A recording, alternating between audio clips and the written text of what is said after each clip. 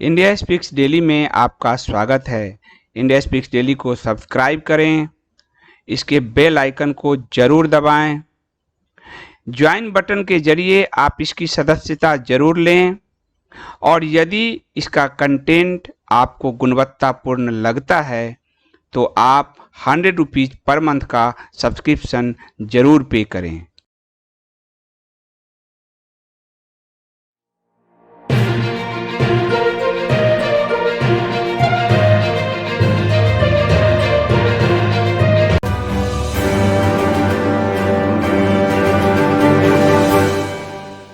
नमस्कार, India speaks daily में आप सबका स्वागत है। मैं हूं संदीप देव। किंग देवी जी, इस गलतफहमी में आप मत रहिए, आपसे ज्यादा उनको मैं समझता हूं।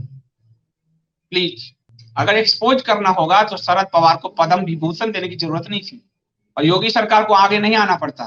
संत पालगढ़ के संत में भी योगी आए थे और अभी भी योगी आए हैं। इसलिए प्लीज आपसे मैंने पुस्तक लिखी है और मैं नजदीक से उनसे मिला हूं, आपसे ज्यादा उनके नजदीक हूं। मैं चीजों को जानता हूं।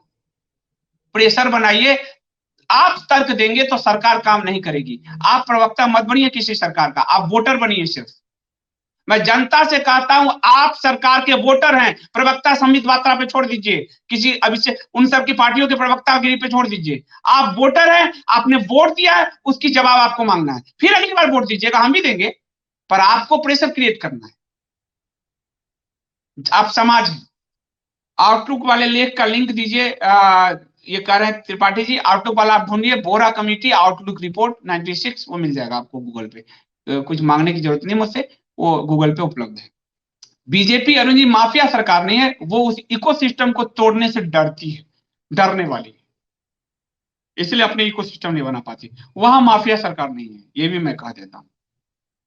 वो डरती हुई सरकार है, सबका साथ सबका विश्वास वाली सरकार है। वो कांग्रेस 40 सीट लाके आपको विपक्ष दिख रहा होगा।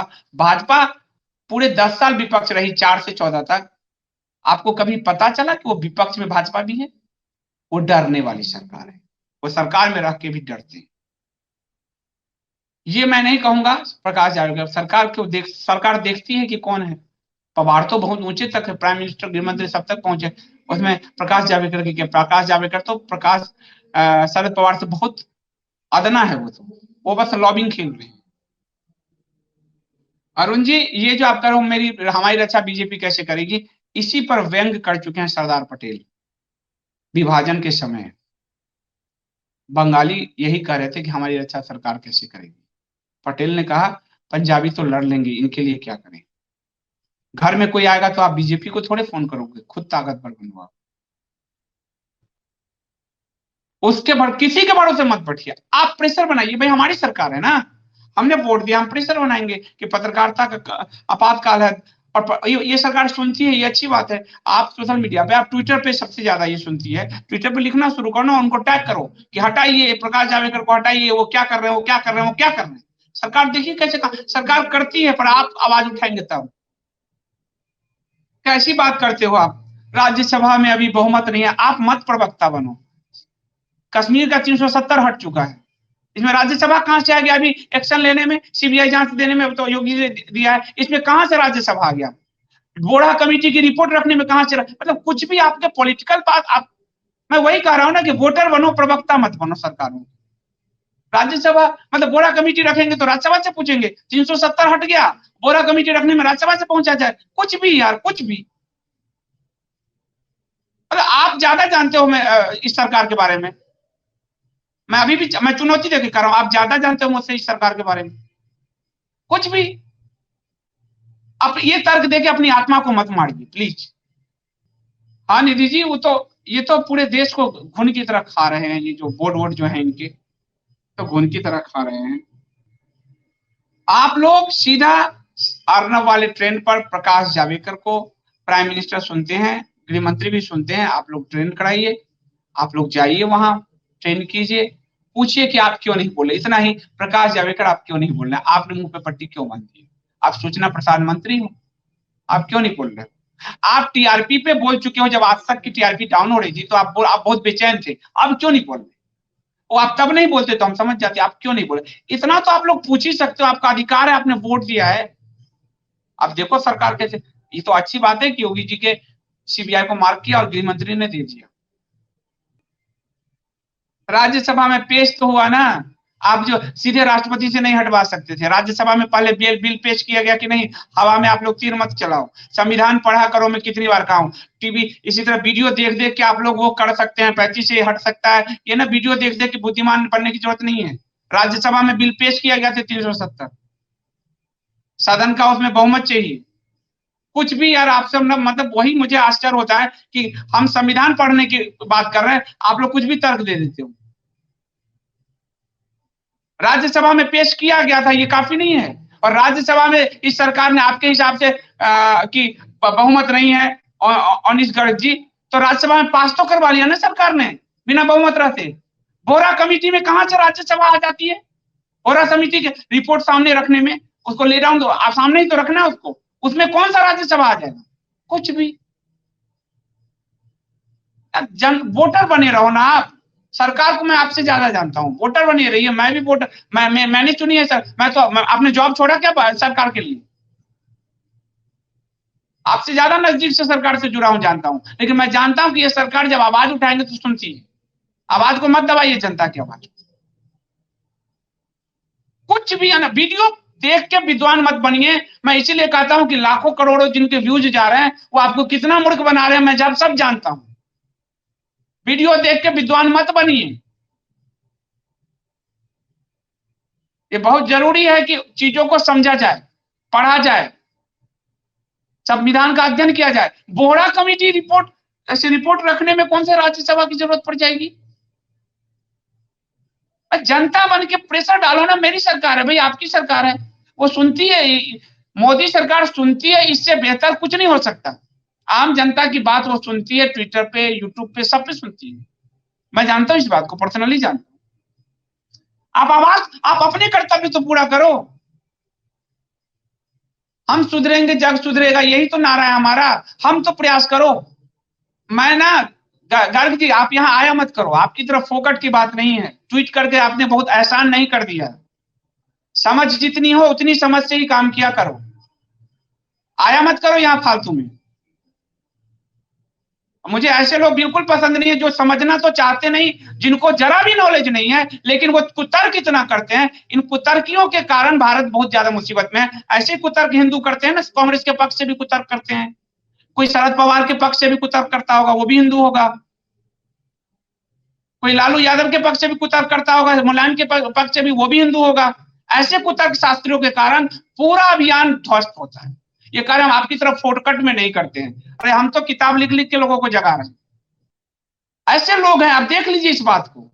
इन्होंने कुछ ना किया होगा, ये अभी खड़े हो जाए तो मोदी जी ना पहचाने, लेकिन इनके दिमाग ये स्थिति है। भाड़े की नहीं होते, जिस तरह से अपने आप को प्रवक्ता बना लिया कि हम ही संबित पात्र हैं। अरे बोलने तो संबित पात्र को, आप बन गए हो बकैत। यहां पे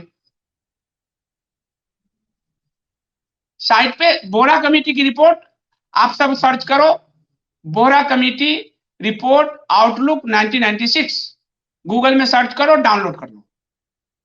पूरी रिपोर्ट नहीं रखी गई थी, वो कुछ पोर्शन लीक हो गया था जिसको आउटलुक ने छाप दिया। अब आप पे कोई केस नहीं बनेगा क्योंकि आप एक रेफरेंस दे रहे हो आउटलुक का 1996 का, तो आप पे कोई केस नहीं बनता।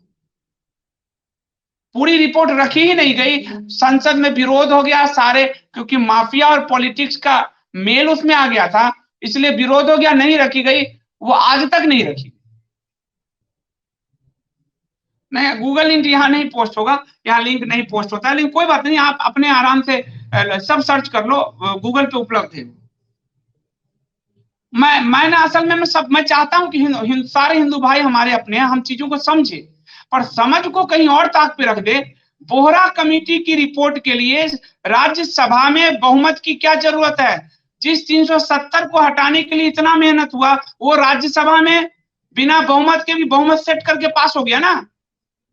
इतनी बात समझ नहीं आ रही, ये सिंपल सी बात है। आप सही कह रहे हैं, मैं सिंपल समझा, मेरा मानना है कि आप समझें, कुछ तर्क करके क्या हासिल होगा? कुछ नहीं हासिल होना। बस इसका वीडियो देखा, उसका वीडियो देखा, पूरा जिंदगी वीडियो देखते ही निकल गया।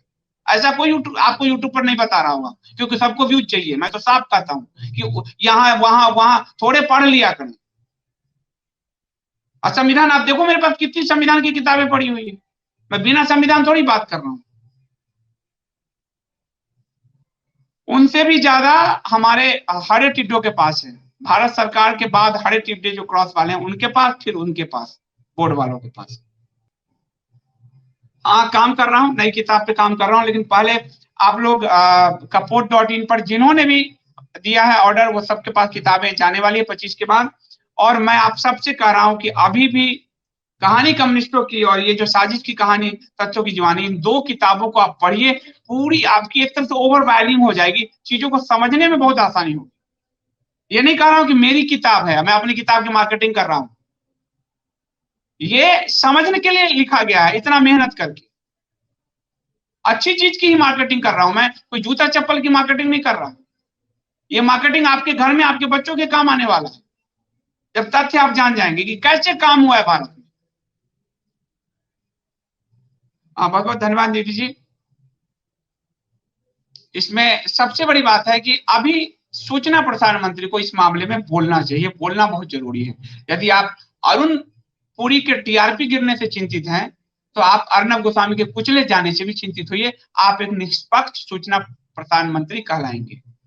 आप अभी आप पर आरोप लग रहा है कि आप मराठी लॉबी के पाले में खेल रहे हैं, और लॉबी कभी काम नहीं आएगा जावड़ेकर जी, कभी काम नहीं आएगा। जनता आपको याद रखेगी आपके काम से, नरेंद्र मोदी को उनके काम से ही याद रखेगी, योगी को काम से याद रखेगी, अमित शाह जी को काम से याद रखेगी। आपको इसलिए याद रखेगी कि आपने कहा हमने तो इतिहास में एक पन्ने भी नहीं बदल पाए। कोई याद नहीं रखेगा, कहेगा 370 किसके समय हटा, गृह मंत्री कौन थे, तो अमित शाह, पूरा इतिहास लिखा जाएगा। लोग उनके कर्म से याद रखेंगे। सीए कौन कानून लेके आया, तो अमित शाह। कौन प्राइम मिनिस्टर थे जिसने सर्जिकल स्ट्राइक, एयर स्ट्राइक कराया, नरेंद्र मोदी। किसके शासनकाल में उत्तर प्रदेश में गाड़ी पलटने के डर से लोग भाग जाते थे, योगी। कौन ऐसा मुख्यमंत्री था जो दूसरे स्टेट के मामले को भी अपने यहां ले आता था, योगी। जावड़ेकर जी, आपको सिर्फ कलफ का कुर्ता और बाल और दाढ़ी में सेंटर लगाने के लिए लोग याद नहीं रखेंगे। मीडिया संकट में है, बचाने का काम आपका है। तो मैं आप सबसे बहुत बहुत धन्यवाद जो है, और मैं हाइपर हो जाता हूँ, अर्नब भी होता है, सच बोलने वाला हाइपर होता है। राम, मुझे कई लोग कहते हैं हाइपर हो जाते हो। रामकृष्ण परमहंस जी के बाद उनकी पूरी इतिहास पढ़िए। कुछ लोग जाते थे इसी तरह कुतर्क करते थे, तो उसको वो कहते थे जाओ भाई टहल कर आओ, वो वहां से हटा देना चाहते थे। और जब नहीं समझते थे तो अपने खड़ाओं खींच के मारते थे, क्योंकि वो जो जिस वेग में काम कर रहा है उसमें कई लोग अवरोध बन जाते थे। तो कहते जाओ भाई जरा टहल कर आओ, जाओ भाई जरा वहां देखो कि क्या हो रहा है। रामकृष्ण जी उनको हटा देते थे। वो संत पुरुष की बात मैंने बताया, क्योंकि जो सच है वो तीखा होता है, वो मिर्च की तरह होता है। सच कभी भी चीनी के चाशनी में लिपटा हो ही नहीं सकता।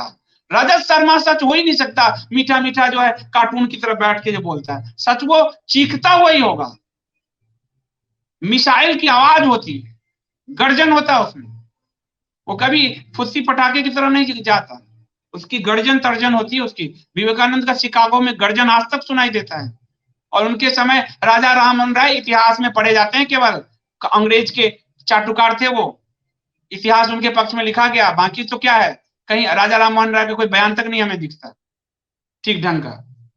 और विवेकानंद की भूंकार आज भी सुनाई देती है शिकागो में। इसलिए सच है तो वो तीखा होगा, वो चीड़ देगा। झूठ है तो वो बहुत ही मीठा मीठा लगेगा आपको। ये पहचान है, ये साफ पहचान है। इसलिए मेरी मेरी जो तीखेपन है ऐसा ही है।